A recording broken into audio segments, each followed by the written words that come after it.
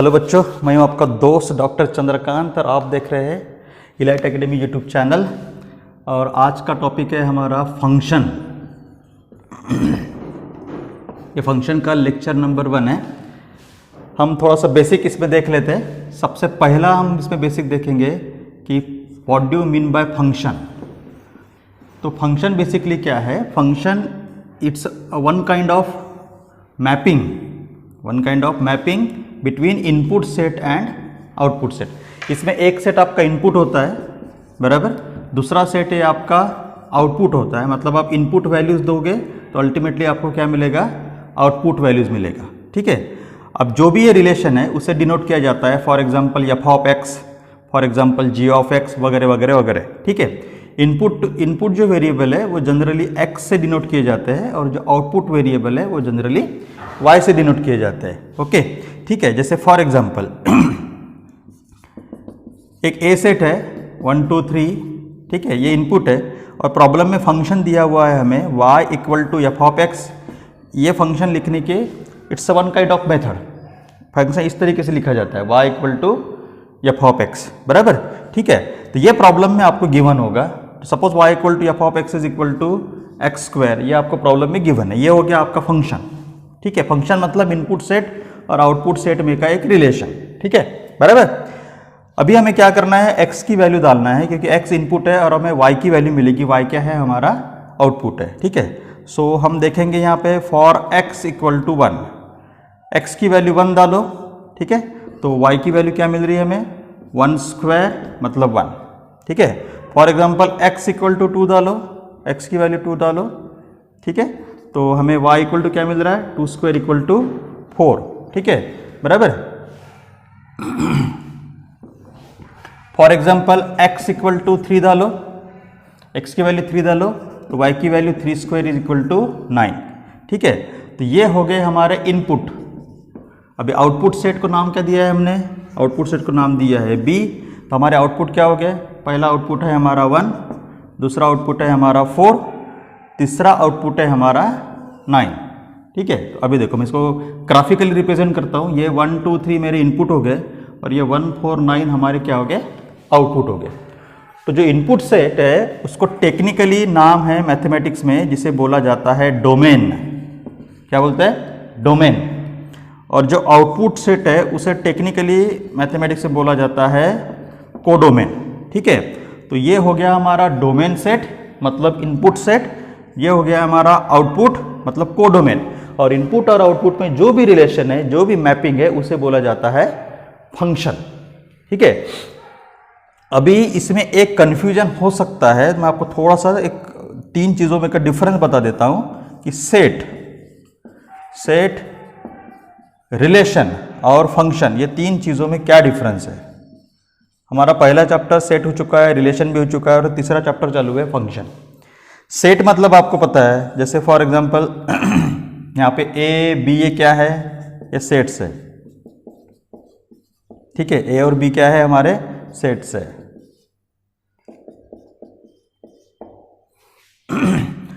इसके बाद हमने क्या पढ़ा था? उसके बाद हमने पढ़ा था रिलेशन। रिलेशन की डेफिनेशन क्या है? रिलेशन को डिनोट करते हैं सपोज आर से। रिलेशन में हम कार्टेशियन प्रोडक्ट करते हैं 2 सेट का।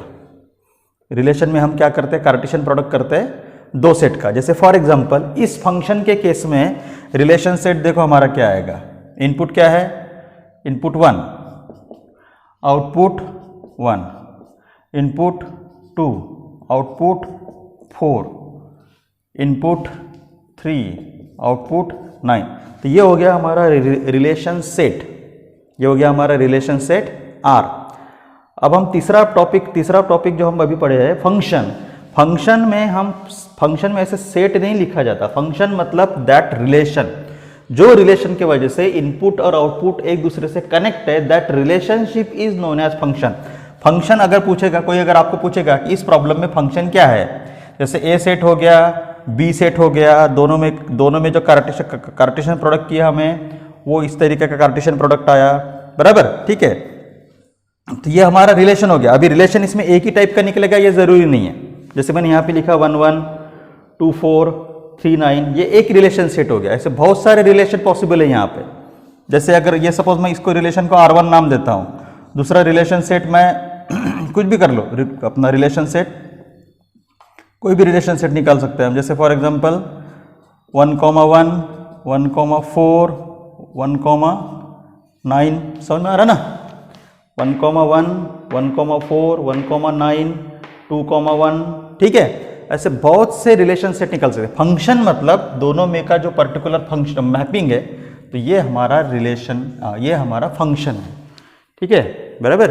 This is what we called function. ये डिफरेंस है तीनों चीजों में, ठीक है। एक बार देख लो,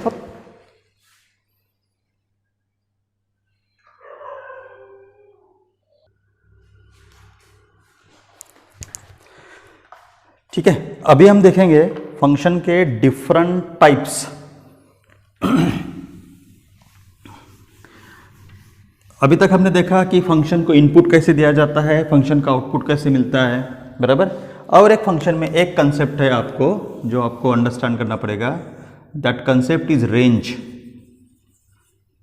ठीक है। तीन चीजें इंपॉर्टेंट है, एक है डोमेन, ठीक है, एक है कोडोमेन और तीसरा कंसेप्ट है रेंज, ठीक है। तो एक मैं एक डायग्राम बनाता हूँ, ग्राफिकल रिप्रेजेंटेशन। ये आपका इनपुट सेट है, फिर से मैं इसको नाम दे देता हूँ A, इसको नाम देता हूँ B, दोनों के बीच में एक रिलेशन है, उसको नाम देता हूँ G। इनपुट वेरिएबल है मेरा X, आउटपुट वेरिएबल है मेरा Y। मैं एक इनपुट ले लेता हूँ, फॉर एग्जांपल 1, 2, 3, G पता नहीं है, और ये आउटपुट सेट है 2, 4, for example 9, for example 16, G problem में गिवन नहीं है, ठीक है, ये आउटपुट सेट है। अभी ये 1, 1, 2 से कनेक्ट है, तो 1 को बोला जाता है इमेज। 1 की इमेज क्या है? 2। 1 की इमेज क्या है? 2। और 2 की इन्वर्स इमेज बोला जाता है 1 को। 1 की इमेज 2, 2 की इन्वर्स इमेज या फिर रिवर्स इमेज 1। 2 की इमेज सपोज फॉर एग्जांपल 9 है, फॉर एग्जांपल, तो 9 की रिवर्स इमेज क्या होगी? 2। 3 की इमेज है सपोज फॉर एग्जांपल 4, 4 की रिवर्स इमेज क्या होगी आपकी? 3 होगी, बराबर। यहाँ तक समझ में आया? अभी ये फंक्शन को मैं डिफाइन करता हूँ, let G says A implies B such that y equal to F of X, लेकिन ये गिवन नहीं है, ये F of X, sorry G नाम दिया हूँ तो G ऑफ एक्स डिनोट करना पड़ेगा, y equal to ji of X. अब ये G ऑफ एक्स क्या है, ये प्रॉब्लम में आपको गिवन नहीं है। अब देखो, अब अगर आपको किसी ने पूछा इनपुट डोमेन सेट आपका क्या होगा, ये A हो गया आपका डोमेन सेट, तो ये डोमेन सेट क्या हो गया आपका यहाँ पे 1, 2, 3 इनपुट, और आउटपुट B कोडोमेन, ठीक है। तो ये कोडोमेन सेट हो गया आपका 2, 4, 9, 16। अब तीसरा कंसेप्ट है रेंज, ध्यान दो सभी लोग। अभी रेंज मतलब कोडोमेन की वो वैल्यू जो कनेक्टेड है। अभी ग्राफिकल जो रिप्रेजेंटेशन मैंने यहाँ पे आपको किया है फंक्शन का, उस केस में आप एक चीज ऑब्जर्व कर रहे होंगे कि 2 कनेक्ट है 1 से, 4 कनेक्ट है 3 से, 9 कनेक्ट है 2 से, लेकिन 16 आउटपुट में तो है, लेकिन उसका इनपुट क्या है वो पता नहीं है हमें। 16 का इनपुट पता है क्या? नहीं, 16 is not connected with any element, ठीक है। तो 16 आपके रेंज में नहीं आएगा, यू विल हैव ओनली 2, 4, 9, ठीक है ना, 2, 4, 9 ये आपके रेंज में नहीं है, 16 आपके रेंज में नहीं है, ठीक है। आउटपुट में है, मतलब कोडोमेन में वो है, लेकिन उसका इनपुट पता नहीं होने की वजह से उसको आप रेंज में नहीं लिख सकते। तो ये डिफरेंस है आपका रेंज और कोडोमेन में, ठीक है, समझ गए? चलो अभी नेक्स्ट चालू करते हैं, next concept, types of function. तो टाइप्स ऑफ फंक्शन में तो वैसे तो काफी टाइप्स है,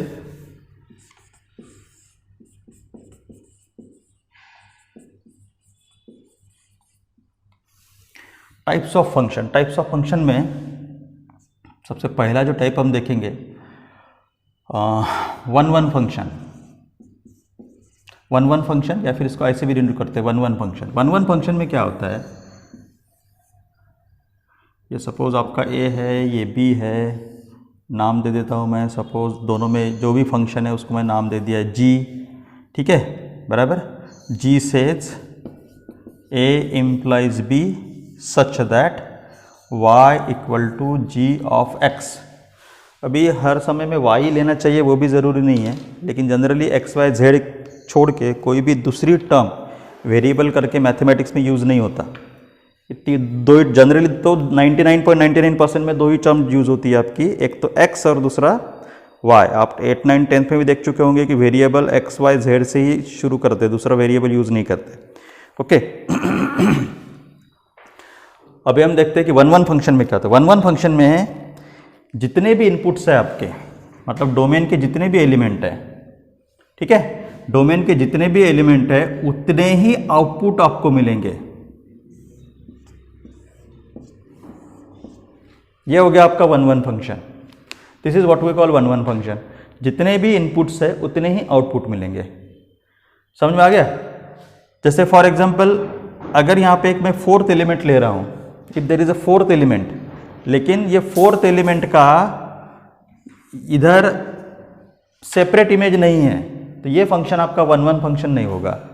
ठीक है, ये एक जो ग्राफिकल रिप्रेजेंटेशन है, this is not representing 1 1 function. ये 1 1 फंक्शन नहीं होगा। समझ में आ गया? ठीक है, एक का एक ही एलिमेंट, एक ही गर्लफ्रेंड होगी, एक से ज़्यादा नहीं होगी, नॉट अलाउड विद। ठीक है, बराबर। Now you have become the international stars. ठीक है, जब वीडियो जाएगा तो वेद का नाम पूरे दुनिया में हो जाएगा अभी।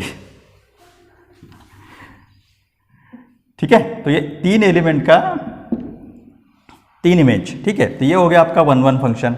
ठीक है, फॉर एग्जांपल एक चौथा एलिमेंट है। अब ये चौथा एलिमेंट इधर कनेक्ट है, ये भी फंक्शन 1 1, ये फंक्शन 1 1 होगा। 1 1 इसलिए होगा क्योंकि 1 1 की कंडीशन क्या है कि element of domain, every element of domain must have only one image in codomain. सिर्फ एक ही इमेज रहेगी कोडोमेन पे। तो ये कंडीशन ये सेटिस्फाइड हो रहा है। ठीक है, एक का एक, एक का एक, एक का एक। ये फोर्थ है, खाली पीली है, लेकिन इधर के एलिमेंट कोई खाली पीली नहीं है, ऑल आर बीन एंगेज। ठीक है, तो ये हो गया आपका 1 1 फंक्शन। नेक्स्ट है आपका ऑनटू फंक्शन। ऑनटू फंक्शन में थोड़ा सा उल्टा है। ये ए, ये बी। ऑनटू फंक्शन में कैसा होता है कि कोडोमेन के जितने भी एलिमेंट है they have at least 1 reverse image in domain. जैसे for example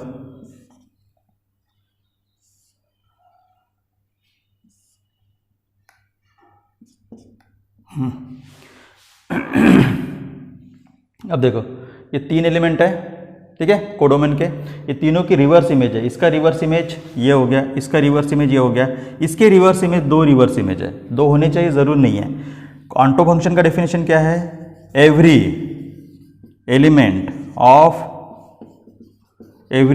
of codomain must have at least 1 reverse image, reverse और inverse, reverse image in domain. कम से कम एक तो भी उसका इमेज होना ही चाहिए। एक से ज़्यादा अगर होता है तो भी चलता है। ठीक है, ये फंक्शन हो गया आपका ऑनटू फंक्शन। ठीक है, ये है आपका डिफरेंस 1 1 और ऑनटू फंक्शन में। ठीक है, तीसरा कंबाइन, जिसे बोला जाता है आई थिंक बाइजेक्ट।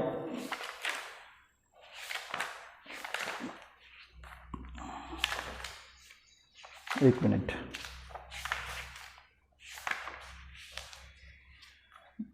बाइजेक्चुअल ऐसा समथिंग कुछ नाम है उसका। 1 1 onto, bijection function. Bijection function में दोनों कंडीशन सेटिस्फाइड होती है, मतलब 1 1 एंड ऑनटू, ये दोनों कंडीशन। ठीक है, बराबर। जैसे फॉर एग्जांपल देखो, ये वाला रिप्रेजेंटेशन देखो, ये ग्राफिकल रिप्रेजेंटेशन, ये फंक्शन 1 1 है, ये फंक्शन 1 1 है और ऑन टू भी है एवरी एलिमेंट, ठीक है। ये फंक्शन 1 1 है क्या, ये फंक्शन देखो, ये वाला ग्राफ देखो, ग्राफिकल रिप्रेजेंटेशन, ये फंक्शन 1 1 नहीं है, ऑन टू है, लेकिन 1 1 नहीं है। 1 1 क्यों नहीं है, क्योंकि 2 की क्या बोला था मैंने, एक इमेज नहीं हो सकती, एक ही इमेज होनी चाहिए। तो ये ऑन टू की कंडीशन सेटिस्फाइड कर रहा है, लेकिन 1 1 की कंडीशन सेटिस्फाइड नहीं कर रहा है। इसके वजह से ये फंक्शन आपका बाइजेक्शन फंक्शन नहीं है, ये फंक्शन आपका 1 1 भी है, ऑन टू भी है, इसके वजह से वो फंक्शन जो है आपका वो क्या होगा, बाइजेक्शन फंक्शन है, ठीक है। चलो यहां तक प्रॉब्लम है। चलो next,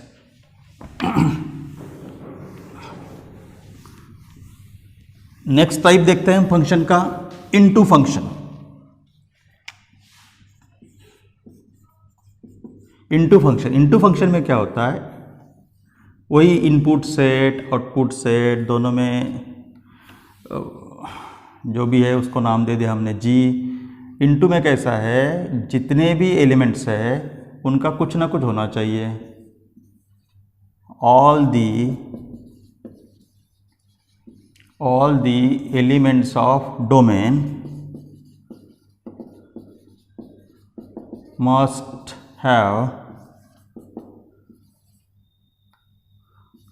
have at least one image in codomain, ठीक है। डोमेन के जितने भी एलिमेंट है उनका कम से कम एक तो भी इमेज होना चाहिए, ठीक है। जैसे फॉर एग्जाम्पल इसके ये दोनों मिला के एक है चलता है, कम से कम एक इमेज होना चाहिए। जैसे ये एक एलिमेंट है 5th नंबर का, इसका इमेज ही नहीं है इधर, तो अब ये फंक्शन जो है ये इनटू फंक्शन नहीं होगा। इनटू फंक्शन के लिए all the element of domain must be engage, उसका इमेज होना ही चाहिए। ऑन टू में उल्टा था, ऑन टू में क्या था, कोडोमेन के जितने भी एलिमेंट्स है सभी की इमेज इधर होनी चाहिए थी, ठीक है। ये डिफरेंस है इनटू और ऑन टू में, ओके। नेक्स्ट हमने देखा था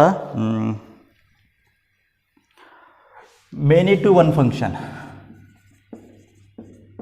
मेनी टू वन फंक्शन मतलब ये फ्रीलांस एक्टिविटी है, मेनी टू वन फंक्शन, ठीक है।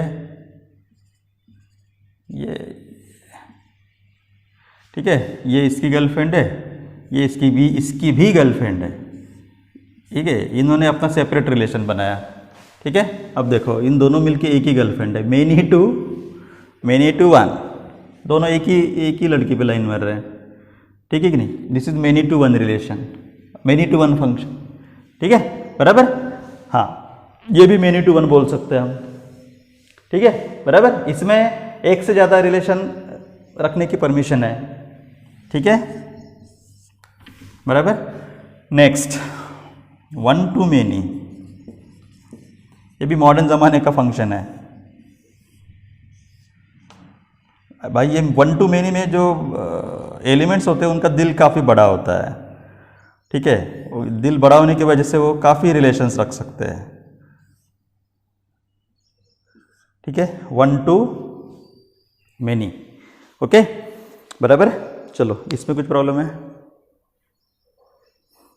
चलो नेक्स्ट कंसेप्ट है हमारा इनवर्स फंक्शन।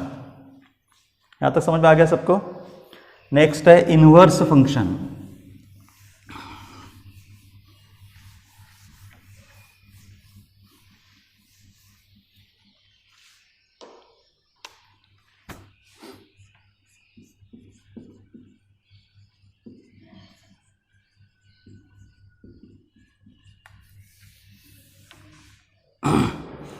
इनवर्स फंक्शन में कैसा है, F says a implies B, ये एक फंक्शन है, तो इसका इनवर्स बोलो या रिवर्स बोलो, ठीक है। तो ये रिवर्स फंक्शन इससे ऐसे रिलेट करते हैं, f inverse is b implies a, ये हो गया आपका इनवर्स फंक्शन, ये हो गया आपका इनवर्स फंक्शन। ग्राफिकली बोलेंगे तो ऐसा होगा, ये ए सेट हो गया आपका, ये बी सेट, ये फंक्शन एफ हुआ तो ये फंक्शन आपका एफ इनवर्स हुआ। जैसे फॉर एग्जांपल कोई फंक्शन आपको गिवन है y equal to X square, तो आप x की वैल्यू सपोज 1 डालोगे तो y की वैल्यू 1, ठीक है, ये हो गया आपका फंक्शन। उसको उल्टा करो, x इज इक्वल टू क्या होगा, √y। तो अभी y की वैल्यू डालो आप, y equal to 1, x equal to 1, y equal to 2, ठीक है, x इक्वल टू √2। समझ ला, ठीक है, ये होगा आपका इनवर्स फंक्शन। ठीक है, तो मैं ऐसे बोल सकता हूँ कि इनवर्स फंक्शन में इनपुट और आउटपुट चेंज हो जाते हैं, कोडोमेन और डोमेन आपके चेंज हो जाते हैं। ठीक है, बराबर। अभी हमें नेक्स्ट देखना है, इसमें कुछ प्रॉब्लम है, कोई प्रॉब्लम है?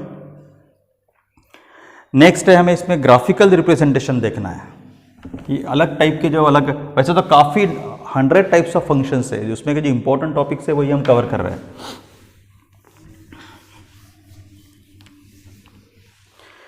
नेक्स्ट देखना है हमें ग्राफिकल रिप्रेजेंटेशन, ग्राफ, ये इंपॉर्टेंट है, ग्राफ ऑफ फंक्शन।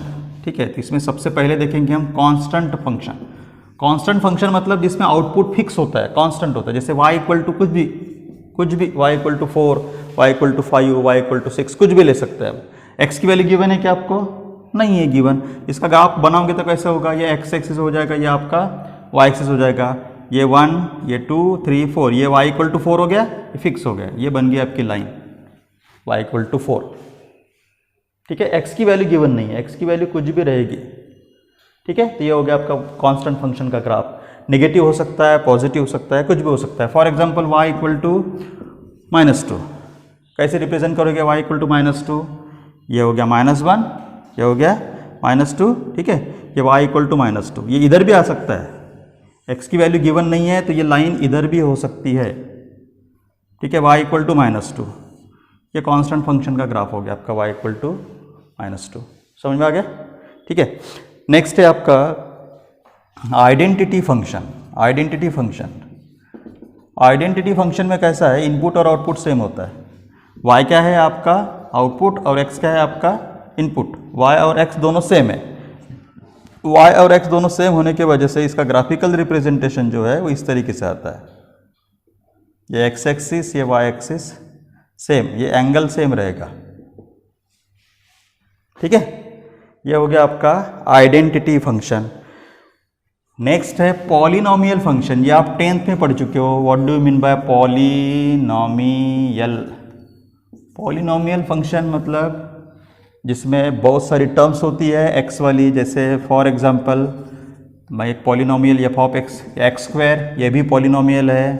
ठीक है, x square plus 3x plus 5, ये भी एक पॉलिनोमियल है।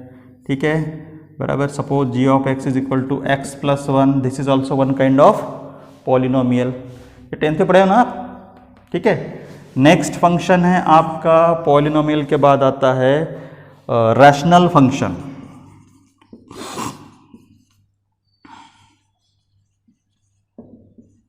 Rational function it's a ratio of 2 polynomial. जैसे एक पॉलिनोमियल एफ ऑफ एक्स है और दूसरा पॉलिनोमियल है आपका जी ऑफ एक्स, तो इसे बोला जाता है रैशनल फंक्शन।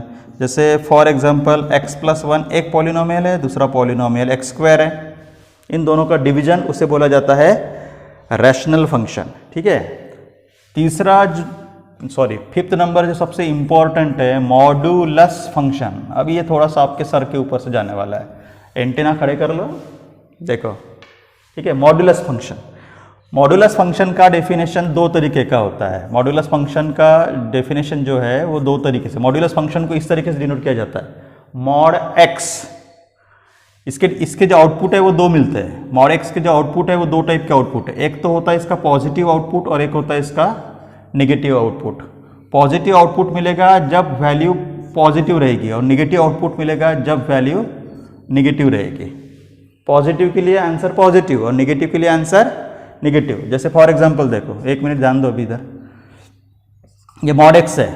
ठीक है, मैं इसको इनपुट देता हूँ 5, तो मॉड 5 का आंसर कितना आएगा? 5 आएगा। मॉड 5 का आंसर कितना आएगा? 5 आएगा। मॉड -5 का आंसर कितना आएगा? माइनस, डेफिनेशन क्या है? -x। x की वैल्यू कितनी है? -5, माइनस माइनस प्लस, तो आउटपुट पॉजिटिव ही आता है, आउटपुट पॉजिटिव ही आता है, फाइनल आउटपुट। ठीक है, डेफिनेशन इसकी लेकिन 2 तरीके से है, तो इसमें आपको प्रॉब्लम हो सकता है। इसमें पूछो, एनी प्रॉब्लम? समझ गए? ओके, ठीक है। अब इसका ग्राफ कैसे बनेगा, इसका भी ग्राफ देख लेते हैं। इसका ग्राफ जो है आपका मॉड्यूलस फंक्शन का, एक है आपका ऐसा आएगा y equal to x positive के लिए, और दूसरा आएगा y equal to minus x. ठीक है, चलो इतना एक बार देख लो, फिर आगे बढ़ते हैं। एक बार रिवाइज कर लो।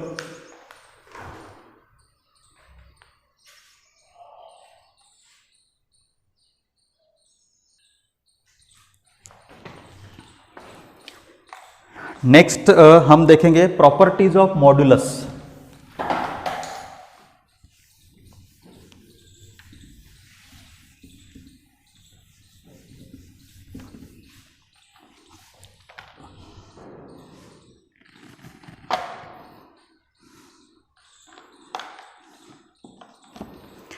नेक्स्ट हम देखेंगे properties.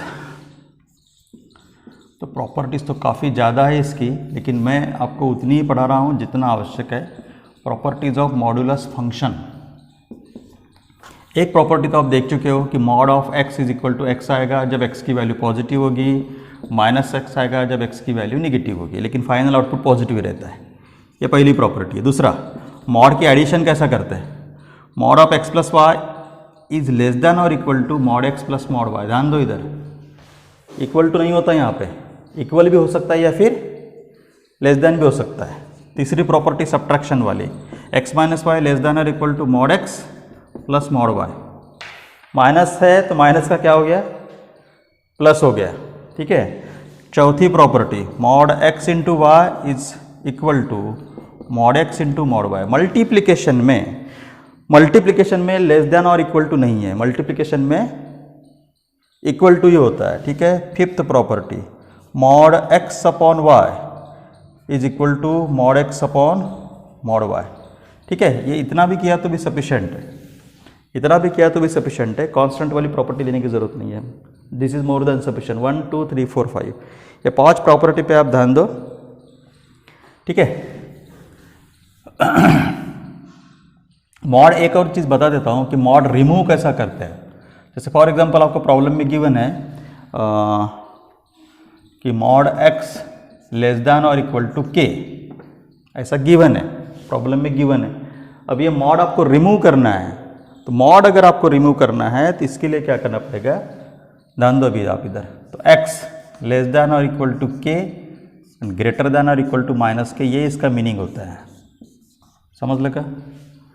Mod x less than और इक्वल टू k, अगर ये प्रॉब्लम में ऐसा गिवन है, मॉड रिमूव किया आपने, तो प्लस साइन इधर जाएगा और minus sign left hand side में आएगा। तो फाइनल रिजल्ट आप ऐसे लिखोगे, इसका मीनिंग होता है मॉड।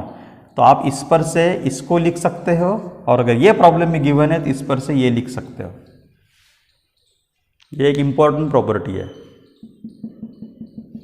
ठीक है, ये आपकी एक इम्पॉर्टेंट प्रॉपर्टी है। ओके, ठीक है। अभी लास्ट है आपका, एक लास्ट फंक्शन हम देखेंगे, सिग्नम। सिंगम नहीं, सिग्नम फंक्शन। सिग्नम फंक्शन की एक स्पेसिफिक डेफिनेशन है, f of x is equal to mod x upon x. इस टाइप के फंक्शन को बोला जाता है, इस टाइप के फंक्शन को बोला जाता है सिग्नम फंक्शन।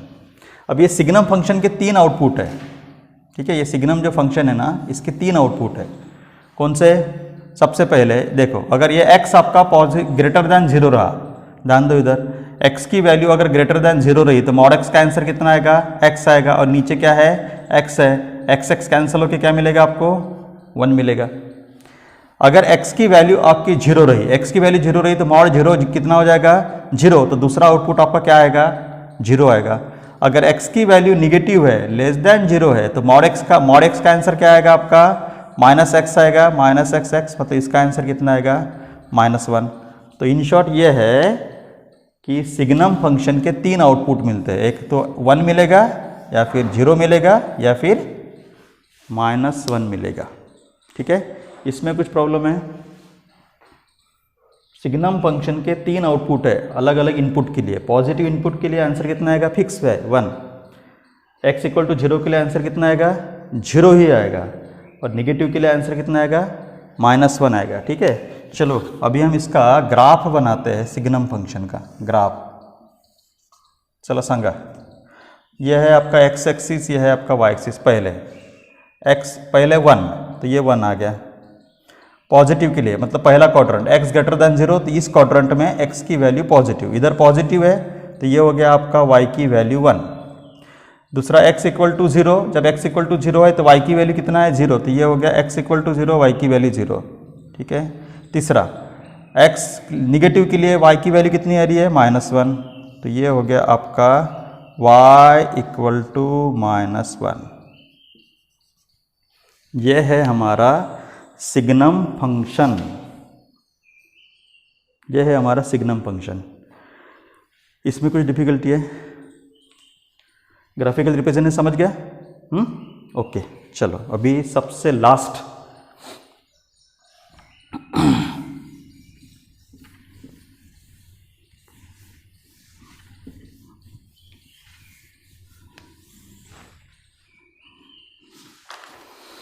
ये थोड़ा सा कॉम्प्लिकेटेड फंक्शन है, ये थोड़ा सा दिमाग के ऊपर से जाने के चांसेस है आपके। Greatest integer function, greatest integer function, ये थोड़ा सा आपके सर के ऊपर जाने के चांस। ग्रेटेस्ट इंटीजर फंक्शन, इसको दूसरा नाम है स्टॉप फंक्शन। ठीक है। और एक और नाम और है फ्लोर फंक्शन, जमीन से जुड़ा फंक्शन। इस फंक्शन को डिनोट किया जाता है y equal to F of x, ये तो जनरल नाम है। इसको डिनोट किया जाता है इस तरीके से, स्क्वायर ब्रैकेट में, स्क्वायर ब्रैकेट ऑफ x। इसको रीड करेंगे ग्रेटेस्ट इंटीजर फंक्शन x, असलाम लग सकता हुआ है ग्रेटेस्ट इंटीजर फंक्शन x। ठीक है। अब इसका आंसर देखो कैसे निकलता है, ध्यान दो। अगर आपकी जो x की वैल्यू है, x की वैल्यू आपको इनपुट, x की वैल्यू आपका इनपुट है suppose start from 1 to 5, start from 1 to 5, x की वैल्यू इतनी हो सकती है 1 to 5। इसमें सिंगल इनपुट नहीं रहेगा, मल्टीपल इनपुट्स रहेंगे 1 to 5। तो आपका आउटपुट देखो क्या आएगा, y equal to left hand side का जो भी इंटीजर होता है ना, वो उसका आंसर है 1 to 5। इतने इनपुट के लिए इसका आंसर आएगा 1। समझ लगा? लेफ्ट रेंज का लेफ्ट हैंड साइड का जो इनपुट है that is the answer, that is the answer. Left hand side, right hand side वाला नहीं, लेफ्ट हैंड साइड वाला जो भी इंटीजर है, मतलब छोटी वैल्यू, यहाँ की जो भी छोटी वैल्यू है वो उसका आंसर रहेगा। ठीक है। जैसे फॉर एग्जांपल दूसरा लेते हैं, -2 लेस देन और इक्वल टू x -1। ठीक है। अब इसका आंसर क्या होगा, -2 आंसर आएगा। लेफ्ट साइड में क्या है -2, इसमें इनपुट रेंज गिवन होगा। ठीक है। और एक एग्जांपल ले लेते हैं, सपोज फॉर एग्जांपल 2 to 3। अब इसका आंसर क्या आएगा 2। ठीक है। यह है हमारा ग्रेटेस्ट इंटीजर फंक्शन। चलो